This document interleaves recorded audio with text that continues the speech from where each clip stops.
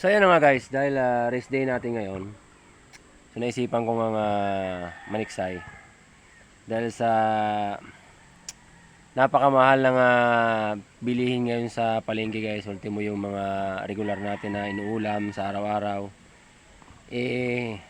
Sumipa yung presyo guys, siyempre. Dahil sa sunod-sunod yung daanong bagyo. So ayan, so hindi maiwasan yung iba, siyempre mga kababayan natin na magtaas ng presyo, magpatong sa kanilang mga paninda. Kaya dahil rest din natin, so alangan mag-antay tayo sa bahay, magpalaki ng ano.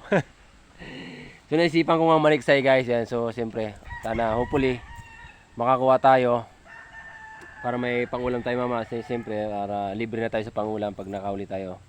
Pili nating ihaw. O yan. So siyempre, ang gagawin natin, mag-aantay tayo. So sana hopefully guys, pala rin ako. Kung mapapansin nyo guys, nasa taas ako ng puno. Ayan. Ayan. Ayan guys.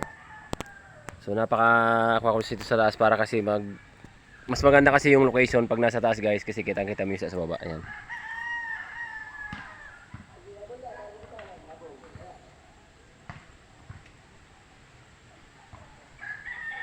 Ayan o. So ayan. Ito yung pinapanaan natin. Ang problema lang kasi guys, kagagaling lang ng mga bata dito. So maraming naligo. Siguro mga nainitan yung mga bagets. Ayan. So sana may lumutang pa kasi pag wala, guys, uwi na tayo. Napakaganda sana ng buwan, no? May buwan siya ngayon guys. Napakaganda ng buwan niya. Kaya excited ako mamana. So sana pala rin tayo. Kung narinig nyo, may iba pang mga boses dyan. Malapit ako sa sabungan. Ayan. Ito ang area ko guys. Oh. Ayan, sa mga nagla-like po, ang nagsishare, nagko-comment, maraming salamat po sa inyo mga boss. Ayan, sa walang sawang panonood ng aking munting vlog. So sana po, ayan, supportan nyo pa rin yung aking munting vlog.